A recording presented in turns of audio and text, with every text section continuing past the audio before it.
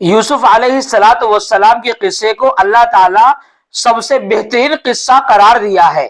مسلمانوں کے لیے یوسف علیہ السلام کے قصے سے بہت سارے فائدے اور اسباق ملتے ہیں۔ یوسف علیہ السلام کا صبر کا پھل اور اپنے بھائیوں کو معاف کر دینا اور اچھے اخلاق، اللہ پر بھروسہ کرنا، تقدیر پر ایمان رکھنا اور بھائیوں کے جلنے کا انجام، اور اللہ تعالیٰ سے بھائی توبہ وغیرہ کرے، اللہ ان کی توبہ قبول فرمائے، یہ سارا واقعہ قرآن مجید میں اللہ تعالیٰ نے بیان فرمایا ہے تفصیل سے۔ اللہ تعالیٰ نے قرآن مجید میں بہت سارے انبیاءوں کے واقعے بیان فرمائے۔ آج ہم آپ کو حضرت یوسف علیہ السلام کا قصہ بیان فرمائیں گے جو قرآن مجید میں اللہ نے بیان فرمایا۔ اللہ تعالیٰ قرآن مجید میں جیسا کہ یوسف علیہ السلام کے پردادا حضرت ابراہیم علیہ السلام کے نام سے قرآن مجید میں ایک سورت نازل فرمائی۔ پڑپوتے کو یہ شرف حاصل ہے کہ پردادا کے نام سے جیسا سورہ اللہ نے نازل فرمائی، اسی طریقے سے پڑپوتے کے نام سے بھی اللہ نے ایک سورہ نازل فرمایا۔ یوسف علیہ السلام کون تھے؟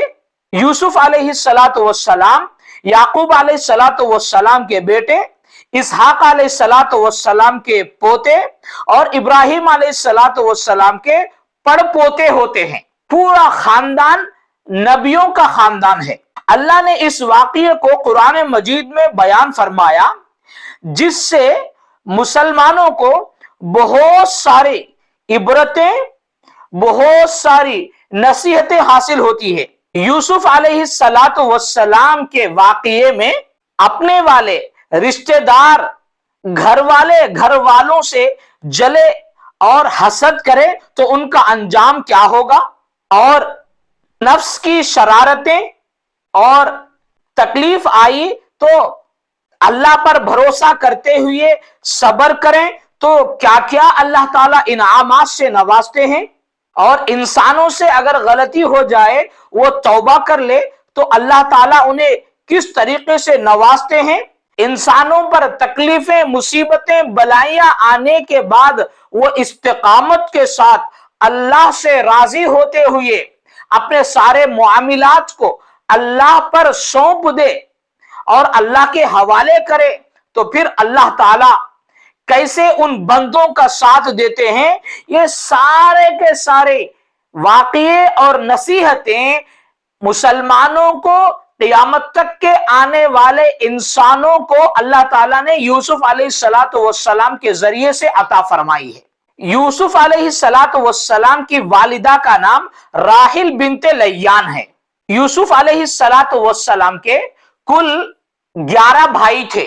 یعقوب علیہ السلام کی زوجہ محترمہ، یعقوب علیہ السلام کے پہلے بیوی سے 10 لڑکے تھے، اور بیوی کا انتقال ہونے کے بعد بچوں کی ریکھ دیکھ کے لیے یعقوب علیہ السلام نے راحل بنت لیان سے نکاح فرمایا، اور راحل بنت لیان سے حضرت یوسف علیہ السلام اور ان کے دوسرے بھائی بنیامین پیدا ہوئے۔ پیدا ہونے کے 40 دن کے اندر ہی والدہ محترمہ کا انتقال ہو گیا، اور حضرت یوسف علیہ السلام سے یعقوب علیہ السلام بہت زیادہ پیار اور محبت کیا کرتے تھے، اس واسطے کہ یوسف علیہ السلام کی والدہ یعقوب علیہ السلام کو وصیت کی تھی کہ یوسف علیہ السلام کی دیکھ بھالی کریں، ان سے پیار اور محبت کریں، کیونکہ وہ جانتی تھی کہ یوسف علیہ السلام کے 10 سوتیلے بھائی یوسف علیہ السلام سے حسد کرتے ہیں اور ان کے ساتھ بدسلوکی کرتے ہیں، اور ان بھائیوں کا یوسف علیہ السلام کے ساتھ رویہ ٹھیک نہیں ہے، اور وہ یہ سمجھتی تھی کہ کبھی بھی یہ 10 سوتیلے بھائی یوسف علیہ السلام کو نقصان پہنچا سکتے ہیں۔ اس واسطے خاص طور پر یوسف علیہ السلام کے بارے میں یعقوب علیہ السلام کو وصیت کی تھی کہ ان کی اچھی سے دیکھ بھالی کرے، ان کا خوب خیال رکھے۔ اور याकूब अलैहिस्सलाम को यूसुफ अलैहिस्सलाम से सबसे ज्यादा प्यार और मोहब्बत का सबब यह भी था कि यूसुफ अलैहिस्सलाम की पेशानी पर नबूवत के आसार थे, नबूवत का नूर था। बाप भी नबी, बेटा भी नबी, जिसको अल्लाह नबी बनाए हैं, और उनके चेहरे पर, पेशानी पर नबूवत के आसार थे। इस वास्ते बाप अपने बेटे से सबसे ज्यादा प्यार किया करता था। यूसुफ अलैहिस्सलाम भी मां की तरह बहुत ही ज्यादा खूबसूरत, बहुत ही ज्यादा हसीन व जमील थे। अल्लाह ताला ने यूसुफ अलैहिस्सलाम का नाम कुरान मजीद में 26 मरतबा जिक्र फरमाया है। आपके जहन में यह सवाल आ सकता है कि अल्लाह ताला ने कुरान मजीद में यूसुफ अलैहिस्सलाम का वाकया तफसील से क्यों बयान फरमाया? इसका जवाब है, रिवायत में आता है जब हुजूर सल्लल्लाहु अलैहि वसल्लम मक्के मुअज्जमा में रहते थे तो आप सल्लल्लाहु अलैहि वसल्लम की खबर मदीना तैयबा पहुंची। आप सल्लल्लाहु अलैहि वसल्लम नबूवत का दावा किए, लोगों को अल्लाह की तरफ बुलाते थे और अपनी नबूवत के बारे में लोगों को बताते थे। तो ये खबर मदीने तक पहुंची और मदीने में यहूदी रहा करते थे। तो वहां के यहूदी चंद अफराद को मक्का भेजकर वो आप सल्लल्लाहु अलैहि वसल्लम से एग्जाम लिए, इम्तिहान लिए।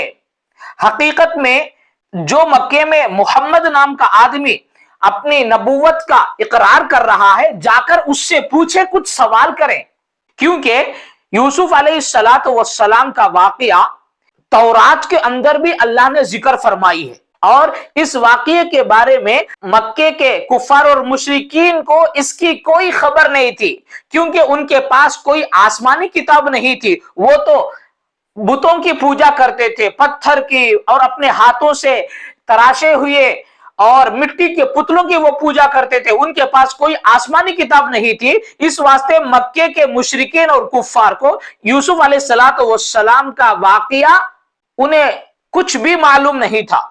यहूदी आप सल्लल्लाहु अलैहि वसल्लम के पास आए और आप सल्लल्लाहु अलैहि वसल्लम से कुछ सवालात किए, मुबहम अंदाज में उन्हें सवाल किया, ऐ नबी सल्लल्लाहु अलैहि वसल्लम, अगर आप सच्चे नबी हैं तो जरा ये बतलाइए कि वो कौन से पैगंबर थे जिनका एक बेटा मुल्क शाम से मिस्र ले जाया गया और बाप उनके गम में रोते रोते अंधे हो गए।